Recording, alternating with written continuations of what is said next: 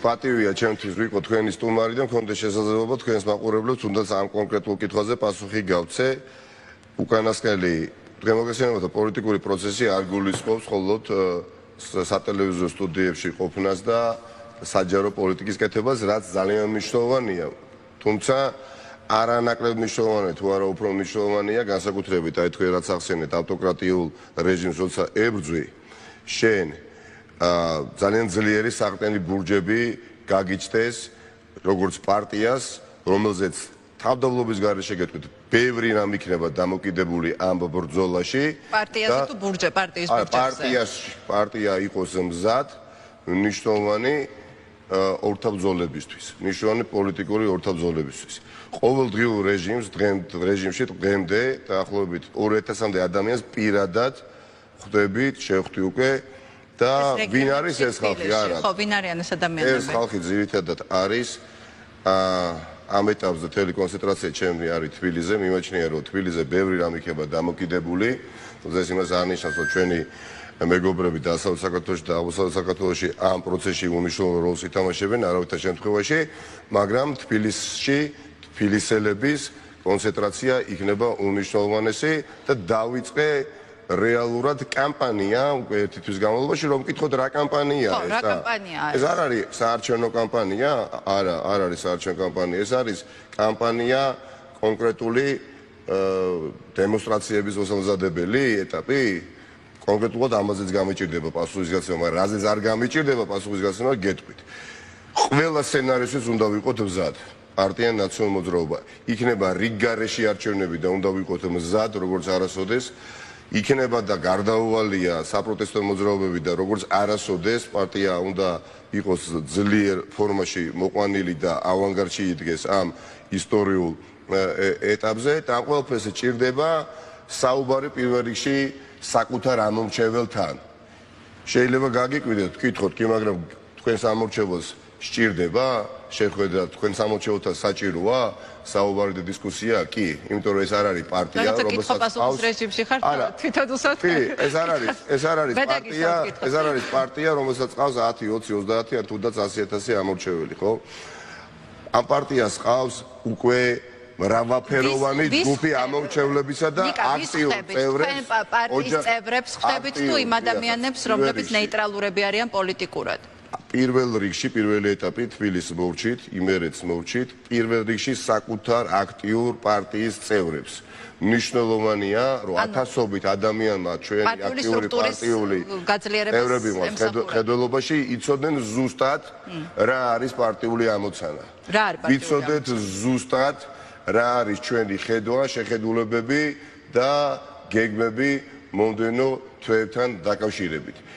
ეს ამ ტიპის საუბარი დიდი ხანია არ ქონია ბევრი თვიდან რომ ჩვენ ჯერ გარე ახალ მოკავშირეებთან უნდა გვესაუბრო რასაც ვაკეთებდით მაგრამ ვინაიდან პარტიამ უკვე შეიძინა ბევრი განსხვავებული ხარდაჭერთა ჯგუფები პარტია აღარ არის ერთგვაროვანი ორგანიზმი ხარდაჭერთა თვალსაზრისით 8-9 წლის წინ კი ბატონო პარტია მეტნაკლებად ერთი დიდი ჯგუფი, ერთი ტიპის ამორჩევლით იყო დაკომპლექტებული, დღეს არის განსხვავებული შეხედულებები, განსხვავებული ხედვები, განსხვავებული იდეები, განსხვავებული ყველა პროცესთან დაკავშირებით. და მნიშვნელოვანია რომ ბირთვი 4-5 ადამიანის სახით იყოს ერთი მთელი და კარგი გაგებით ვიყოთ სწორად ყალიბში მოყვანილები. და ვიცოდეთ რას ვაკეთებთ სექტემბრის თვიდან. ვიცოდეთ რას ვაკეთებთ ოქტომბრის თვიდან და მხოლოდ ეკაკვესიტაძეს გადაცემიდან არ ვესაუბრო. აი ამ ყველაფრით ვარ დაკავებული და დავწმუნდი რომ ძალიან მნიშვნელოვანია მსგავსი ცხარე კამათები, დისკუსიები, ასთან გასვლა გამოსვლა ეს არ არის 9 საათიანი და 1 საათიანი შეხვედრები. 2000-მდე ადამიანს შევხვდი მე პირად მთელი აგვისტო და მიეძღვნება კვლავ მსგავსი შეხვედრების ჩატარებას და პარალელურად რა თქმა უნდა გარე აუდიტორიასთან უკვე პერსონალურად ახალ მოკავშირეებთან ურთიერთობის დამყარება. ნაციონალურ მოძრაობაზე შეიძლება ვიღაცას მოეწონოს, არ მოეწონოს და რატო არ უნდა მოეწონოს, ნაციონალურ მოძრაობაზე იქნება ძალიან ბევრი რამ დამოკიდებული. ამ ყველაფრისთვის ვემზადებ. კარგი, მაშინაც ეკითხავთ, ეს ხალხი ყველაზე მეტად რა კითხვებს გისვავთ, იმიტომ რომ თქვით, რომ არის კამათი დისკუსია, რა არის კითხვა, რომელიც ყველაზე ხშირად ისმება თქვენი თანაპარტიელების მხრიდან. სხვა საკითხი მინდა პოლარიზაცია. კი ბატონო, პოლარიზაციაზე ვისაუბრებთ, მაგრამ მოდი ესეც ანუ შიდა ნაციონალური მოძრაობა კრიტიკა თუ არის პარტიის მიმართ მისი წევრების მხრიდან. 22 წელს ნაციონალური მოძრაობა და ეს არის ჩვენი ძლიერი მხარე უკვე შედგება ძალიან მნიშვნელოვანი მინდა ეს თქვენს აგიხსნათ სხვადასხვა ჯგუფებისგან ხარდაჭერა სხვადასხვა განსხვავებული ერთმანეთისგან ამას აქვს ბევრი ფაქტორი რამ განაპირობა ეს ყველაფერი ნუ წარმოიდგინეთ ერთ ძლიერ ფაქტორს გეტყვით უკანასკნელი 10 წლის განმავლობაში სამწუხაროდ ყველაფერს თავი დავანებოთ 500,000 ამორჩეველი ანუ აქტიურ გულშემატკივარი პროცესების ქვეყანაში გარდაიცვალა წელიწადში 50,000 ქართველი საქართველოს მოქალაქე გარდაიცვალება, ამდენივე იბადება და ამდენივე აქტიური ამორჩეველი ყავს ქვეყანას. 500,000 ამორჩეველი ქვეყანა დაკარგა და ჩაანაცვლა ახალმა 500,000 ამორჩეველს შესაბამისად სამწუხაროდ გარდაცვალ 500,000 იმ ყოფილ აქტიურ მოქალაქეებში რამდენი ნაციონალური მოძრაობის ამორჩეველიც იყო, ხო? ეხლა 2013 წლიდან მოყოლებული ეს რაოდენობა კიდევ უფრო ბევრია. და მე დამჩვაშდა რჩებოდა საბეჭდილება და დავინახე აქ ამის ძალიან დიდი აუცილებლობა ამ ტიპის შეხვედრებისა, რომ მცირე ჯგუფი თუ დიდი ჯგუფი არ გავზომოთ ეხლა რომ ხელა ჯგუფი მხედველობაში ნაციონალური მოძრაობის ერთგული ამორჩევლისა საჭიროებდა ახსნა განმარტებას, რომ რეალობა ჩვენს გარშემო ამ ხრივად შეიცვალა და უნდა მოვახდინოთ ადაპტირება ახალ რეალობასთან. არა მხოლოდ იმ ახალ რეალობასთან, რომელიც ძალიან მნიშვნელოვანია და მხოლოდ თბილისში 50% დაკარგა ქართულმა ოცნებამ ამორჩევლებისა საკუთარი, ხო? პარტიის ყველა წევრი უკვე უნდა იცნობდეს საკუთარ ამორჩეველს.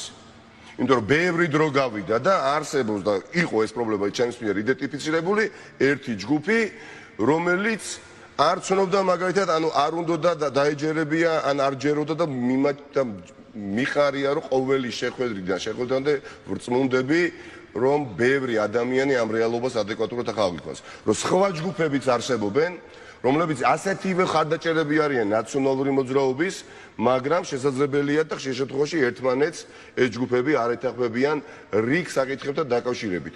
ეს არის სიძლიერე ჩვენი პარტიის, მაგრამ მეტი ძალისხმევა არის ახლა საჭირო, მათ შორის მეტი ფიზიკური, მეტი გონებრივი ძალისხმევა, რომ ეს ყველაფერი მოვიყვანოთ წესრიგში. პლუს საუბარია არა, ყველა პარტიისთვის დამახასიათებელია სხვადასხვა ჯგუფები. არა, ხო საუბრობ 9 მილიონ ადამიანზე. გასაგებია ხალხი ამერიკაში დემოკრატებშიც და რესპუბლიკელებშიც განსხვავებული ჯგუფები არის. ნაციონალურ მოძრაობას წლების განმავლობაში ყავს სტაბილური ამორჩეველი. ეს არ არის სწორი შეფასება, ნახეთ რა ხდება სინამდვილეში. ნაციონალურ მოძრაობამ ამ ძალადობრივ არჩევნებში, ამ ძალადობრივ პოლიტიკურ პროცესებში მოახერხა მეტნაკლებად სტაბილური პროცენტის დაფიქსირება, სადაც ცვალებადი იყო ამორჩეველთა დიდი ნაწილი და თავარი მინდოდა მოკლედ გეუბნები და გადავალ სხვა საკითხზე, რომ ყველა ნაციონალური მოძრაობის აქტიურ წევრს, ოჯახის წევრს ჩემი ოჯახის და ჩვენს მეგობრებს გაგვეგო და დაგვეჯერებია რომ პარტია ნაციონალური მოძრაობის აქტიური წევრი ეძახიან აქტივისტებს და პარტია ნაციონალური მოძრაობის ამორჩევლები ორი სხვადასხვა რამ არის ჩვენ ახლა უნდა აქტიურად ვიმუშაოთ ასევე პარტია ნაციონალური მოძრაობის ამორჩეველზე იმ ეტაპზე რომელშიც ჩვენ ახლა შევდივართ და უახლოვდებით რამაც დაადასტურა 20 ივნისმა 24 ივნისმა ბევრი პარტიული ღონისძიებები ჩაგვიტარებია ჩვენ მნიშვნელოვანი, მაგრამ პარტიული აქტიური წევრები გამოვდიოდით და პარტიის ამორჩევლები არ გამოდიოდნენ, მათ შორის თბილისში. პროტესტში მონაწილეობის მისაღებად დიდი პირველი შრე თუ გამოვიდოდა, ხო?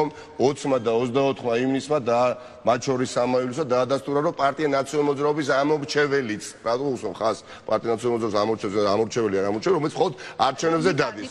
ამიტომ ეს არის პარტიული საკითხებია გადავიდეთ უფრო, ხო, არა, მე სხვა რამე მეკითხეთ, მეკითხეთ, რომ ყველაზე მთავარი კრიტიკა პარტიასთან დაკავშირებით რა მოდის თვითონ პარტიის წევრებიდან. მთავარი კითხვა რა აქვს, ეს მაინტერესებს. ყველა კითხვის ნიშანი იხსნება ამ ბრძოლაში ყველაზე დიდი ფასი რას აქვს ეგა რწმენას როდესაც არის ფსიქოლოგიური ომი საინფორმაციო ომი ამ ბრძოლაში ყველაზე მნიშვნელოვანია თითოეულ ჩვენგანს მათ შორის საჯარო პირებს, მათ შორის პოლიტიკოსებს, თავარი ნომერპირველი ამოცანა რა გვაქვს შესაძლებელი, სანამ სხვა ამოცანებს ვისაუბრეთ, რწმენის გაღვივება.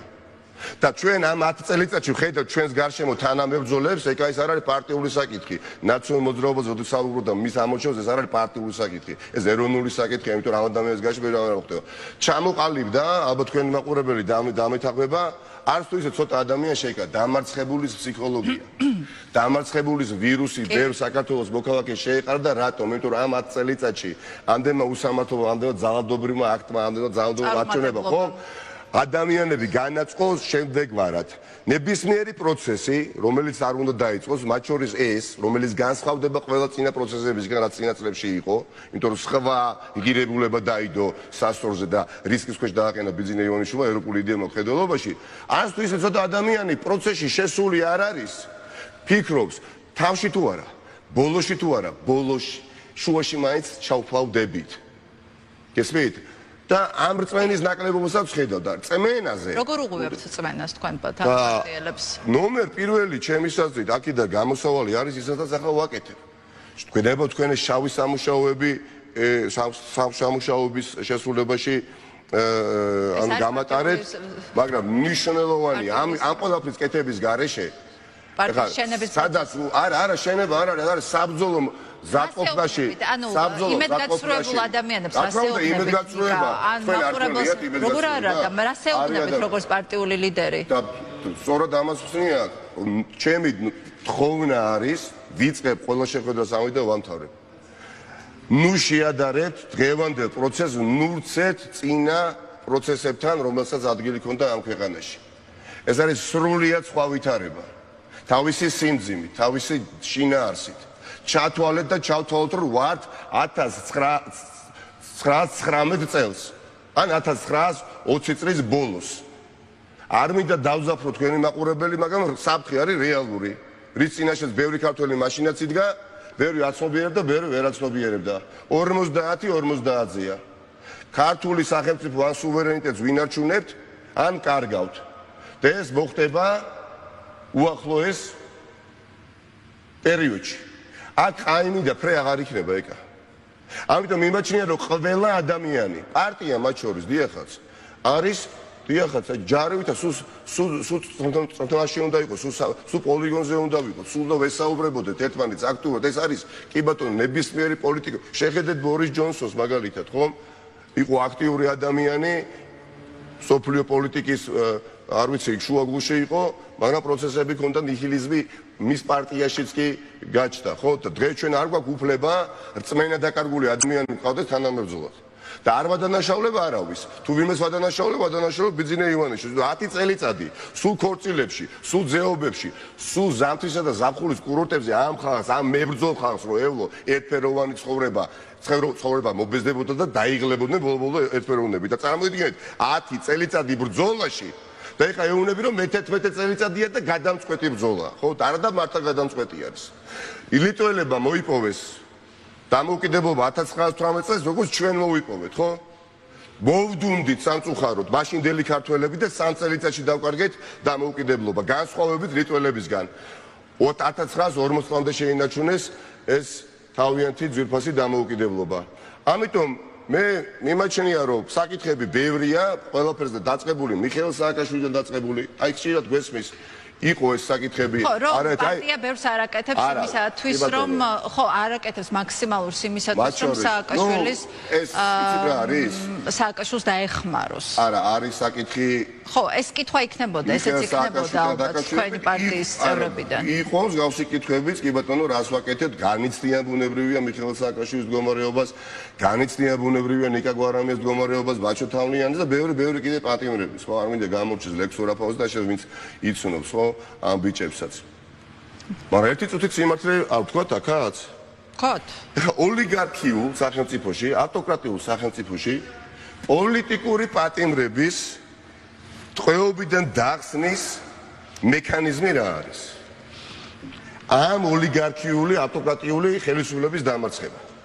სხვა მექანიზმი ეკა და ამაზე ვსაუბრობთ, რომ არსებობდეს, ან ეარსება პოლიტპატიმრების ტყვეობიდან დახსნის ბიძინა ივანიშვილის ციხიდან მერწმუნეთ პირველ რიგში ამას თავის დროზე მიხეილ სააკაშვილი გამოიყენებდა, როდესაც მისი მეგობრები და თანამებრძოლები წლების განმავლობაში ბიძინა ივანიშვილის ტყვეობაში იყვნენ. ერთადერთი და აქ ყველა ფჩხილს ხსნიდა თქვენს ეთერში, სიმართლეს ვამბობ, ჩემი ხედვა რა არის, როგორ უნდა ვიხსნათ პოლიტიკური პატიმრები, ერთადერთ გზავს ხედავ, მხოლოდ არ არსებობს მეორე სხვა გზა. ამ რეჟიმის დამარცხება, როგორ დამარცხება, ამაზე ვისაუბროთ. არ არსებობს უბრალოდ სხვა გზა. მიხეილ სააკაშვილის ხარდაჭერა დღეს რაში შეიძლება ყველაზე ეფექტურად გამოიხატებოდეს? რაში შეიძლება? დაუღალავ შრომაში. ახალი და ახალი მოკავშირეების მოძიებაში. მნიშვნელოვანია Facebook-ზე წერა, მნიშვნელოვანია წერა და გამხნევება Facebook-იდან მიხეილ სააკაშვილს, როდესაც უსურვებ ჩვენ წარმატებებს და ხნეობას, მაგრამ მერწმუნეთ დღეს მიხეილ სააკაშვილს პირველ რიგში რაც ჭირდება სულ უფრო მეტი მოკავშირე სწორი იდეის გარშემო, სხვანაირად ეს ადამიანი კიდევ ვერ გამოდის. ბოლო დღემდე ეს რუსული რეჟიმი მოახტევიებს სასჯელს მიხეილ სააკაშვილის სხვა პატიმრებსაც. ხუმრობა აღარ არის ეს? და მე ველაპარაკები ადამიანებს და მინდა დავარწმუნო, რომ თუ ნამდვილად მიხეილ სააკაშვილის გულშემატკივრები ხართ, თუ ნამდვილად გული შევტკიოთ და ვიცი რომ შევტკივათ, ხომ? რეალური დახმარება არის კვირიდან კვირამდე ერთი ახალი მოკავშირის მოძიება და ხვალ რო აქციაზე წამოხვათ, გუშინ თუ 3 მოდიოდით, წამოხვიდეთ 4-ნი. თუ მოდიოდით 4-ნი, წამოხვიდეთ 5-ნი. პრობლემას აქ ვწხედავ, არიან ადამიანები, რომლებს შიშველი მიყვარს ხშირად ვამბობ ამ ფრაზას, შიშველი ემოციით ჩვენ პოლიტპატიმრებს ბიძინა ივანიშვილის ტყვეობიდან ვერ ვიხსნით ვერასოდეს, არავინ არავის არ მოვატყილოს ეკა. არიან ადამიანები, რომლებიც 24 საათის განმავლობაში, ახლა აი მთელი დღე 24 საათი აქ ვიждდეთ თქვენთან ეთერში. და ვილაპარაკო მიხეილ სააკაშვილზე, აი მარტო ვილაპარაკო, ამით მიხეილ სააკაშვილს მე ვიხსნი. იმიტომ რომ ვიცი ამის მიღმა რა ჯოჯოხეთური შრომა არის გასაწევი. და ეს თუ არ გაკეთდა, არა თუ ვერ ვიხსნით, სხვებით შევალთ.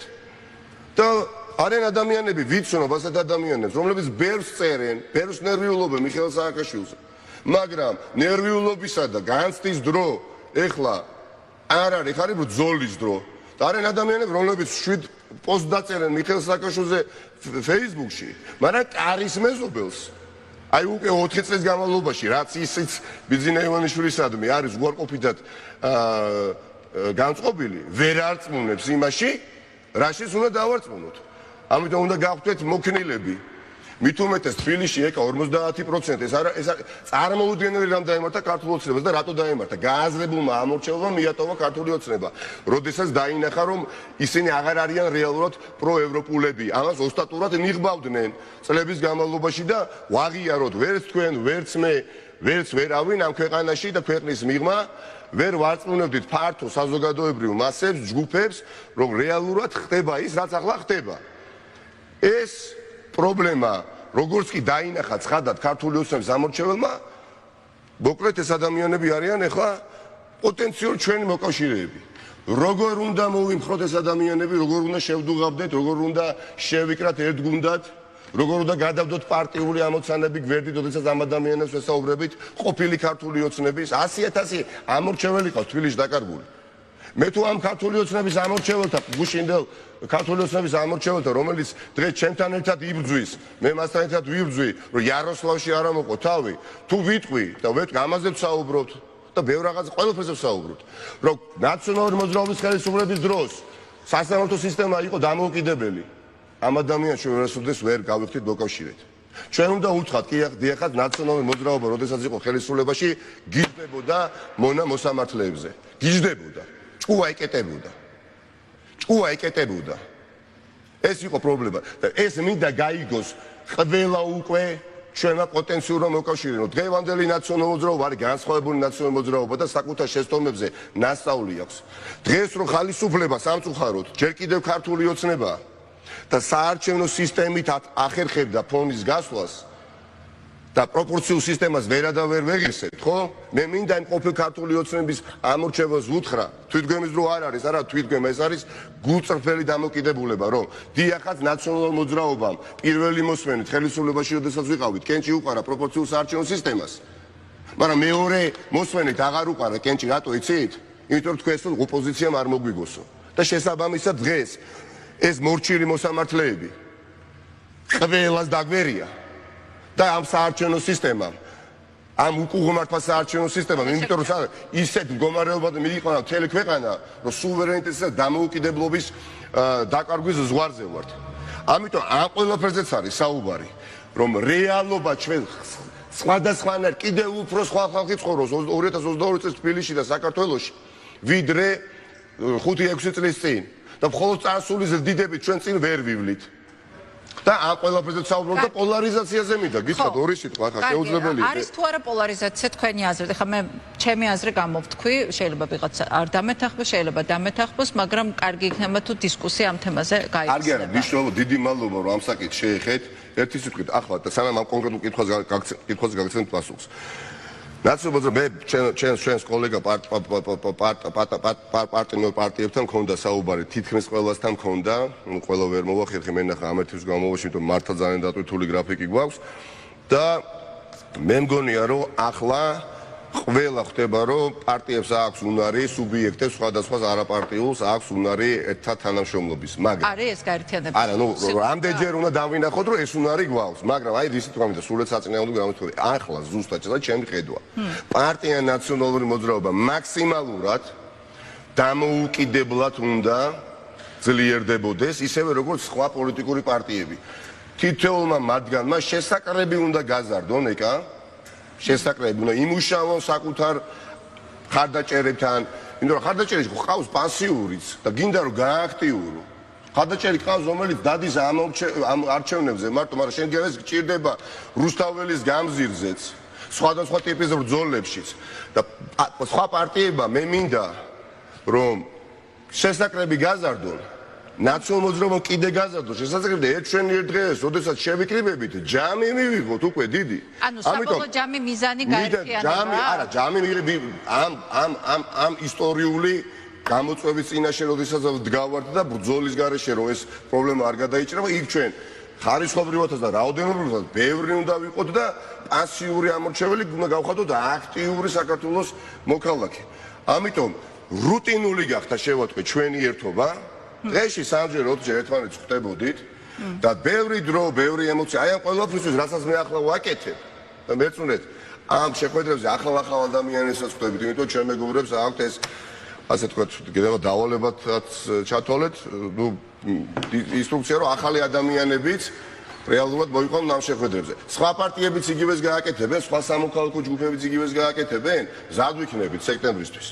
პოლარიზაციაც რაც შეეხება ოქტომბრისთვის და მომდევნო პროცესებისთვის, იმიტომ რომ მეკითხებიან ისეთ არჩევნებისთვის, ემზადებით, მზად არ უნდა ვიყოთ რიგარეში არჩევნები რო ჩატარდეს. გაზაფხულზე რა სისტემითაც არ უნდა ვიყოთ მზად, პარტია უნდა ვიყოთ ყველა სცენარისთვის მზად. ყავდება არჩევნები, ყავდება კი ცხვირპირის გვამტრევენ ხოლმე, მაგრამ ამ ცხვირპირის დამტრევაშიც თბილისში 740 უბნიდან 300 უბანს ვიგებთ, ხო? რატო ვიგებთ? ეკა 300 უბანს და რატო ვაგებთ სხვას? იმიტომ რომ იქ 300-ში, ნუ პირდაპირი გაგებით ომია და ძლიერი უფრო გუნდი ყავს, ვიდრე ალბათ სხვაგან, ხო? ახაც ვაკეთებთ ანალიზს. იქნება მასიური დემონსტრაციები, სადაც დარწმუნებული ვარ, რა თქმა უნდა, როგორც ვითხეთ, ნაციონალურ მოძრაობა იქნება ავანგარდში ასევე სხვებთან ერთად. სულ სხვა თვისობრივად ფორმაში უნდა ვიყო და პოლარიზაციაზე ერთხელ და სამუდამოდ საუბარს. ეს რო და კი და ბერე პოლარიზაციით დავასრულოთ, იმიტომ რომ სხვა სტუმრებიც ყავთ. მე მაინტერესებს რომ საბოლოო გეგმა არის თუ არა გაერთიანება და მე გავიგე ამ იდეის გარშემო გაერთიანდა საზოგადოება. ლოგიკა რატომაც ეხლა ყველა პარტია უნდა გაძლიერდეს დამოუკიდებლად, აბსოლუტურად გასაგები ლოგიკა. ძალიან მნიშვნელოვანია. მაგრამ საბოლოო ჯამში პარტია არ უნდა ვიყოთ რა. მიზანი არის თუ არა ერთიანად დაპირისპირება ავტორი ერთი არა ვარ დაპირისპირებულები ვიყავ. რა თქმა უნდა, ეკა როგორ არა მარტო პოლიტიკური პარტია, ყველა სუბიექტი. არა. მე ლაპარაკობ რომ როდესაც იქნება თუ არჩევნები იქნება თუ რიგარეში არჩევნები იქნება არის თუ არა იდეა უკვე გადაწყვეტილება მიღებული რომ საერთო ფრონტით უნდა გახვიდეთ. თქვენ თუ არჩევნების თვალსაზრისით მე თუ მეტეს ეხა არჩევნების თვალსაზრისით ბუნებრივია ეხა ცხადად არ ვიცით როდის იქნება და ამ ყოველთვის უნდა ვიბრძოლოთ რაც შეიძლება სწრაფად მოვიყვანოთ ეს რეალობა და დავაყენოთ, ხო? და გააჩნია რა სისტემით გავვათ ეხა. პროპორციული საარჩევნო სისტემა იქნება, მე მიმაჩნია რომ ნაციონალურ მოძრაობა უნდა იყოს, ნაციონალურ მოძრაობა უნდა იყოს დამოუკიდებლად, რა თქმა უნდა, აქტორი, სუბიექტი არჩევნებში და საარჩევნო კამპანიაში და სხვა პარტიებიც არ ვიცი ხა ბლოკებს ვერ ახერხებენ ეხა, მაგრამ თავარი ამბავი არჩევნებზე ხო არ არის ხა მხოლოდ საუბარი. პროტესტი, არაძალადობრივი დემონსტრაციები ეს ხალხი აპირებს ძალადობას ქართული ოცნება. ქართულ ოცნებას სურს ძალადობრივი დემონსტრაციები და კოორდინირებდებ თუ როცა მიდგება საქმე დემონსტრაციებზე ხალხის გამოყვანას ქუჩაში. აქ ამ შემთხვევაში არის ლაპარაკი თუ არა კოორდინაციასა და ერთიანობაზე. ამ ნაწილში იქნება ნაციონალური მოძრაობა ღია იქნება კონსულტაციებისთვის, ცენტრალური ოფისი არის იქ სადაც არის, პარტიას ექნება ამ ყველაფერთან დაკავშირებით სურვილი ნაციონალურ მოძრაობას ელაპარაკო, ჩვენ იქ ვართ, ვისაუბრებთ პროცესებში ნაციონალური მოძრაობა ჩაერთვება, ნაციონალური მოძრაობის ძლიერი გუნდის საერთო პროცესში ჩართვა კარგი გაგებით გეუბნებით, უნდა იყოს მოვლენა ხალხი. რუტინული გახდა ეს ერთობა და ბევრ დროს კარგად. მე მიმაჩნია დღეს პარტიას, რომელსაც აქვს 2%-იანი მხარდაჭერა, ხო? მათ შორის კვლევები დავანებოთ გაყალბებულ არჩევნებს, ხო? მინდა რომ ეს სუბიექტი გახდეს 4%-იანი და მე თუ ვარ 32-იანი, მინდა გავხდე 40-იანი და ამისთვის ვმუშაობ დღეს. და მინდა რომ ჩემმა კოლეგამაც იმუშაოს და ადრე თუ გვიან, რა თქმა უნდა, ჩვენ სენდარს გააჩნია, რომლის გამოვითარება დაგვჭირდება, ჩვენ შევკავშირდებით და უფრო ძლიერები არ გამოვალთ. ეხლა გამოდიოთ და წლების განმავლობაში ერთმანეთს ვესაუბრებოდით. ეხლა ნაციონალური მოძრაობა რომ კოალიციური მოძრაობისთვის, ნაციონალური მოძრაობა რომ შეთანხმებისთვის მზად არის, თელმა რიგმა პოლიტიკურ პროცესებმა დაადასტურა მათ შორის არჩევნება, ხო? მათ შორის დათმობითი ნაბიჯებიც გადავდგა და სულ არ ნანო ამ ყველაფერს, მაგრამ დადგა დრო, როდესაც ბევრი ძლიერი საყრდენი ბურჯები უნდა დაიდგას, რომ ბიძინა ივანიშვილის ამ რეჟიმმა ვერ წაგვაქციოს ადგილი. მოდით ეხა პოლარიზაციაზე მათქვევი ორი სიტყვით შეიძლება. კითხვა იყო ესე, თქვენ ფიქრობთ თუ არა რომ საზოგადოება არის პოლარიზებული და მოწოდება მოახდინეთ დეპოლარიზაცია იმ პირობებში, როდესაც ყველას ესხმიან თავს და ყველას დემონიზირებას აკეთებენ, მათ შორის უკვე ელჩების, ქვეყნების, ჩვენი სტრატეგიული მოკავშირეების, რა შინაარს ატარებს დეპოლარიზაცია? ძალიან გამიხარდა, რომ თქვენს გადაცემაში დრო დაუთვეთ ამ საკითხზე საუბარს. ერთხელ და სამუდამოდ აქაც სიმართლე ხომ უნდა ითქვას, სიმართლე, ოღონდ არა ნახევრად სიმართლე. შესაძლებელი არის თუ არა პოლარიზაციის დასრულება ამ კაცის, ამ რეჟიმის პირობებში ქვეყანაში? პასუხობ, შეუძლებელი არის. შეუძლებელი არის პოლარიზაციის დასრულება. რატო? ეხლა, როდესაც ჩვენ ერთხარეს, ეს ერთი მხარე რა არის, ამას ახსოვთ თქვენ სილაპარაკეთ უკვე, არიან ადამიანები, მიიტაცეს ხელისუფლება და მიგვათრევენ ყველას, ოპოზიციას, საზოგადოებას, კრიტიკულ მედიას, ხალხს იმპერიულ წიაღში. ეს არის ერთი მხარე. მეორე მხარე ვარ ჩვენ, ხალხი, ჩვენ, მე, თქვენ და ყველანი. და ჩვენ ვცდილობთ, რომ იმათ იქ ვერ შეგვათრიონ იმ მომპალ იმპერიულ წიაღში და გვინდა რომ სახელმწიფო შევიყვანოთ და დავაბრუნოთ ევროპულ წიაღში. რა თქმა უნდა, არის პოლარიზაცია. ეს არის პოლარიზაცია, ეს იქნება. შეიძლება თეორიულად ეს პოლარიზაცია აღარ იყოს და მოხდეს დეპოლარიზაცია. კი, შეიძლება, შესაძლებელია. როგორ? ჩვენ ხალხმა უნდა თქვათ უარი ევროინტეგრაციაზე და დასრულდება. აღარ იქნება პოლარიზაცია, არ დასრულდა ბელორუსიაში. ბელორუსიაში არ დასრულდა რა პოლარიზაცია? ჯერ არაფერი არ დასრულდა, ლაიგები მაქვს. მდგომარეობით ეხლა ნახეთ, აქაც ძალიან მნიშვნელოვანი სანამ კიდე რაღაცას ვიტყვი, მე დავასრულო. მეორე თეორიული გამოსავალება, ქართულმა ოცნებამ უნდა თქვას უარი რუსეთთან ინტეგრაციაზე. იტყვის, დასრულდება პოლარიზაცია, რა თქმა უნდა. მაგრამ ეხლა თუ მამანი საუბრობს, რომ ჩემზე, თქვენზე რო ძალადობენ და სახთან რომ მიტინგებს გიწყობენ და ჟურნალისტებს რო ცემენ და უშეურაცხყოფას აყენებენ, ეს ყველაფერია პოლარიზაცია და ნიშნავს, ეს პოლარიზაცია კი არ არის და ამის სიმპტომები. ეს არის დანაშაული და დანაშაული უნდა ისჯებოდეს. ამიტომ შეუძლებელი არის, მეგობრებო, ფართო გაგებით დეპოლარიზაცია, იმიტომ რომ იმ ხელას სხვაობა არის ღირებულებითი და იდეოლოგიური ჩვენ ორ სუბიექტს შორის. ეხლა იმას უნდა იაროსლავი, ესენტუკი, კისლოვსკი და პიატიგორსკი ეს უნდა და ჩვენ გვინდა სხვა. და მაშინ აქ ყაიმი აღარ იქნება და როგორ გადაწყდება ეს საკითხი? ან ისინი მოგვერევიან ეკა და ეს არ მინდა რომ მოხდეს და ამიტომ შრომობთ და მათ შორის ტახანოლურადაც. ან ჩვენ უნდა მოვერიოთ, ხო? ჩვენ უნდა მოვერიოთ ჭკუით, გამჭრიახობით. აი ბელორუსია ვახსენე, რა მოხდა? 200,000-მდე ადამიანის გამოდიოდა ეკა, მეგობრებო. გამოდიოდნენ, მაგრამ რა მოხდა შედეგი? ბევრი კომპონენტია საჭირო იმისათვის, რომ ოლიგარქი ამოძირკო და დაასრულო ავტოკრატია ქვეყანაში. თან მით უმეტეს 40% ეკონომიკის თუ ჯიბეში უდას ბიძინა ივანიშვილს და მით უმეტეს ოდესაც ვიცით რომ რუსს ვებძვით, ხო? და რა მოხდა ეხა ბელორუსიაში?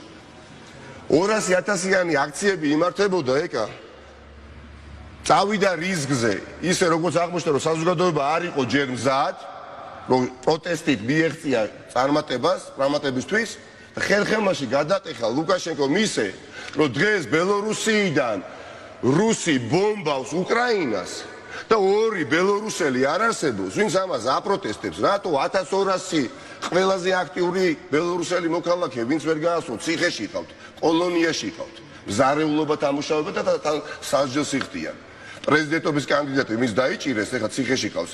ხო, კოლონიაში თან პატიმარად დახმარება აღმოჩნდა მათ შორის სამართალ დამცავების მხრიდაც, ანუ მარტო ისეც უნდა ვიცოდეთ, რომ აქ მარტო ლუკაშენკო რომ მარტო ყოფილიყო და არ ჩამოეყვანა დამხმარე ძალა, ეხლა ჟურნალისტები ჩამოიყვანეს ბელორუსული ტელევიზიისთვის. ანუ მაგას ვამბობ, რომ იქ საერთაშორისო კონტექსტი იყო. მადლობა ღმერთს, პირდაპირ გეუბნებით. მადლობა ღმერთს იმისათვის, რომ დეკემბერში, იანვარში, თებერვალში მე და ჩემო მეგობრებმა მომაკვდინებელი შეცდომა არ დაუშვით. და რა იყო, ანუ აი აქ იყო მაგალითად მოთხოვნა რაღაცა ჯგუფის მხრიდან, უცვლელი მოთხოვნა, რომ ჩვენ მოგვეხდინა პროცესების რადიკალიზაცია. როდესაც შენ ხარ ლიდერი და პროცესების სათავეში დგეხარ, სულ მცირე წარმატების მეტ შანსს უნდა ხედავდე, ვიდრე წარუმატებლობის და ხედავდი ძალიან დიდ წარუმატებლობის შანსს, ხო? გულისხმობ ნოემბერს, ოქტომბერს, რომ დაგვეშვა მომაკვდინებელი შეცდომები, ჩვენ დღევანდელი დღე ვერ დადგებოდა. საერთაშორისო კონტექსტი იყო მაშინ სხვა. ხარდაჭერა რბილად რომ ვთქვათ, ჩვენ საერთაშორისო ჩვენ მეგობრების მხრიდან მქონდა იმაზე ნაკლები ვიდრე გსურდა, განსხვავებით დღევანდელი დღისგან და მაღალი ალბათობით არა თუ ჩვენ არ დაგვიჭერდნენ ხარს, არამედ ბიძინა ივანიშვილის ხელისუფლების მოკავშირეები გახდებოდნენ ჩვენი დასავლელი მოკავშირეები, დღეს ჩვენი ქართული ხალხის მოკავშირეები, რომლებიც ჯერ კიდევ ვერ ხედავდნენ პროცესს ისეთად როგორც იყო. ბელორუსიაში ჩემი შეფასებით მეც ბევრი მუშაობა მიფიქრი ამ საკითხთან დაკავშირებით, ყველა კომპონენტი არ იყო ამუშავებული. ამიტომ თავარ კომპონენტი პუტინის დახმარება იყო. კაი, მოკლედ რო შევაჯამოთ. პუტინის დახმარება? კი, ანუ გასანეიტრალებელი, მით უმეტეს როდესაც თუმცა ეხლა უფრო დასუსტებულია ვიდრე მაშინ. ვიცით რომ ამერიკის შეერთებული შტატები ძალიან ჩქარობს, ეკა, იმიტომ რომ იცი ჩემზე კარგად ეხლა უკანასკნელი 40 წლის განმავლობაში ესეთი მაჩვენებელი ინფლაცია დაყოფილა. ერთი კითხვა მაქვს, თუ შეიძლება უნდა დავასრულო სწრაფად და სწრაფად მიპასუხოთ. როდესაც პარტნიორები გეუბნებიან ამერიკის ელჩი იქნება დეპოლარიზაცია მოახდინეთ. რაოცა კითხულობთ, რას გულისხმობენ ისინი კომისიებში შესულას და იქ მუშაობას? თუ აი რას ნიშნა მე უკვე ჩემთვის შეხვედრივარ არც უცხოელს პარტნიორს არც ჩვენს მეგობარს რომლისთვისაც აი ეს არგუმენტები რაც მე გითხარით ნაწილი და კიდე სხვა არგუმენტები მეთქავს გამეცვალოს და მათ პოზიცია არ შეეცვალოს მათ შორის ვახსენდება ბოლო შეხვედრები ბრიუსელში კი ბატონო შეხვედრა არ ყოფილა როდესაც პოლარიზაციაზე არ უსაუბრეთ მაგრამ როდესაც შენ უპირისპირებ წონად არგუმენტებზე რეალურს მე არ მინახავს არც ერთი ადამიანის შეხვედრის დაწყებიდან დამთავრებამდე რომ არ შეცვლილიყო. ამიტომ მნიშვნელოვანია ჩვენ არ უნდა გაგვიკვირდეს რომ არიან ცალკეული ჩვენი პარტნიორები რომლებიც ჯერ კიდევ მოგვიწოდებენ ერთობლივ ანუ ბატონი ყობახიძეს მიერ თავშესაქცევი რაღაცა ჯგუფი შექმნა, გასართობი ჯგუფი შექმნა. გართობისთვის ნამდვილად ჩვენ ვამბობთ კომიტეტებზე, ჩვენ ვამბობთ პლენარულ ხომბეზე დავხვდებით, კი ბატონო, მივიღებთ ამ ყველაფერში მონაწილეობას, მაგრამ ვისაც კი ჯერ კიდევ აქვს კითხვები ჩვენს უცხოელ პარტნიორებს, ყველა ოპოზიციის წარმომადგენლობა უნდა დავულაგოთ წონადი ობიექტური არგუმენტები და გვახსოვდეს და ამით დავასრულოთ თუ შეიძლება თვითონ მეგობრებო. ეს ბრძოლა აღარ არის ბრძოლა ვინ მოვა და ვინ წავა ხელისუფლებაში. ვეღარავინ ვეღარასოდეს ვერ მოვა ხელისუფლებაში, ჩვენ თუ დავმარცხდით. ვეღარავინ, ჩვენი თაობის წარმომადგენლები ცალსახად 20-30 წელიწადი შეიძლება დავჭირდეს, ხო? ამიტომ გავიაზროთ ჩემი დიდი თხოვნა, უმორჩილესი, რომ ჩვენ პრაქტიკულად ვინყოფებით ან 1919 წელს, ან 1920 წელს. და აქ განსხვავებული შეხედულებები, მიდგომები ერთი ეტაპით არის გვერდზე და განზე გადასადრელი. მარტო მიხეილ სააკაშვილი და ნიკა გვარამია ციხეში არ იქნება ხახტო ეს ყველაფერი თუ გაგრძელდა. ბევრი ვიქნებით, უფრო ბევრი შეიძლება იქ ვიყოთ. აქტიური ადამიანები, ვიდრე თავისუფლებაზე ან ქვეყნიდან გავვალთ. კი ბატონო. და დასამარდება ოცნება ევროპულ პერსპექტივებზე. არ მალავს ქართული ოცნება, დასაფასებელია უკვე ადრე თვალთვაგწობდნენ რა და მოხდა, სადაც უკვე ღია ანტიდასალური მესიჯებით გამოდიოდა და ეკა კვესიტაძეს აღარ ატყუილებენ. ეკა კვესიტაძეს ეუბნებიან, რომ ჩვენი გეზი არის პრო-რუსული, დავუფასოთ. ეხლა არის ჯერი ჩვენზე, რას ვაკეთებთ? მე გითხარით, რას ვაკეთებთ ნაწილი? დააყრდნობულობას ხვებიც აკეთებენ, რომ კი ბატონო, მოდით ნახოთ რა ზაკეთებს ზურა ჯაფარიძე, ძალიან საინტერესო იყო თქვენი საუბარი ნიკა, ხო? მithumetes რა არის დავასრულებ ვართა საერთაშორისო არცია იგივე ყაზახეთთან დაკავშირებით არც ისეთი ოპტიმისტური მდგომარეობაა, ბევრს მგონია რუსები აქტიურად მუშაობენ ყაზახეთთან ეხა რომ მოკავშირედ შეინარჩუნონ ჩვენ ხელისუფლება ბუნებრივი ამინათობით ნაბიჯ არ დგამს. მithumetes ეხა მთელი ევროპა არის გაზპრომის ბადეში გახვეული და ეშინია გერმანელს, ფრანკს, გერმანელი, რომელიც 55%-ით არის დამოკიდებული რუსულ გაზზე, როცა უნდა უკეტავს, როცა უნდა უხსნის საცავები რო არ შეავსოს და ზელენსკის ევაჭრებიან დღეს, რომ ხერსონაზე შენ არ მიიტანო იერიში, პუტინი აი ამ დასავლელი ლიდერების მეშვეობით ცდილობს და ღმერთთან დაიფაროს ეს მოხდეს, რომ ხერსონაზე შეტევა არ ბევრი ფაქტორი არის, რომელიც თამაშდება. მსგავსი მოწოდება არ ყოფილა ის რომ ხერსონზე. არა, მე გეუბნებით. ხო. რეალურად ევროპისთვის, რომელთა ნაწილი 80%-ით არის დამოკიდებული რუსულ გაზზე და მუშაობენ, ჩვენ არ მუშაობთ. ჩვენ ნელი სიკვდილით, აი თითქოს დარიშხანი გვაჭამეს ყველას და ნელი სიკვდილით გვდებით. გესმით? და ერთი და იგივე სკეთებით აუცილებლად გავალთ ერთი და იგივე შედეგზე. რა უნდა გავაკეთოთ? კონკრეტული გეგმა მიხეილ სააკაშვილსაც 2013 წლის 23 ნოემბერს არ ქონია და 2013 წლის 23 ნოემბერს მიხეილ სააკაშვილი გეგმით არაპირებდა პარლამენტის შესვლას. იქ არ შესულიყო ერთ-ერთი პარტია, არ უნდა დავასახელო ვინ შევიდა, ხო, ოპოზიციური პარტია, ხო? იქ შესვლას არაპირებდა ნამდვილად არც მიხეილ სააკაშვილი და არც ხე, მაგრამ როდესაც უკვე შევარდნაძე დაინახა ყველა ფსონი გააკეთა იმ პარტიაზე და ანუ ლეგიტიმაციას ახდენ და მოხდა ეს რაც მოხდა და მიიღო ინგლისელი როგორც ამბობენ, ათქო, ანუ სახელდახელოდ გადაწყვეტილება მიხეილ სააკაშვილმა და ისტორიულ გამარჯვება მოგვიტანა ჩვენ. ასეთი გადაწყვეტილების მიღება ჩვენ მოგვიწევს ეკა. სახელდახელოდ. ოღონდ არა ივლისში გაწერილია 14 ოქტომბერს ეს მოხდება. მაგრამ იმ კონკრეტული დღისთვის მზად უნდა ვიყოთ და არ შემიძლია არ დავასრულოთ, უნდა ვიყოთ ბევრი უნდა ვესწავლოთ ერთმანეთს. იმიტომ რომ თქვენ როგორც ლიდერი მზად ხართ? 2009 გადაწყვეტილების მოკლედ წლების განმავლობაში. მე 2019 წლის 20 ივნისად მზად ვიყავი, მაგრამ სახლიდან ვერ გამოდიოდი 5 დღე. ოპოზიციიდან და კრიტიკული მედიიდან კაცი არ იყო დარჩენილი, დედას რო არ მაგინებდა ეს რა გავაკეთე. ბოდიში უნდა თქვა 2019 წლის 20 ივნისს არ იყო არც ერთი პრაქტიკულად ოპოზიციური პარტიის ლიდერი და ყველას არ ეხა კრიტიკული მედიის წარმომადგენლები, რომ ეს რა იკადრა მელიამო და სახლიდან ვერ გამოდიოდი 5 დღე ნამდვილად. მაშინაც მზად ვიყავი და ამიტომ უნდა ვისაუბროთ ერთმანეთში ბევრი რომ თეთრი ხელთათმანები ჩვენ ძალიან დიდ გამარჯვებას ვერ მოვიპოვებთ და ისი არ მოხდეს რომ ჩვენს რიგებში გადამწყვეტ ბრძოლაში მორალური ბევრი პოლიციელი გაჩნდება და დედა ეს რა გააკეთა ნიკა მელიამმა რომელიღაცა სხვა პარტიის წარმომადგენელმა თავმჯდომარემ როდესაც ამ მონსტრს ვებრძვით. დიდი მადლობა. დიდი მადლობა ნიკა მელია იყო ჩვენთან.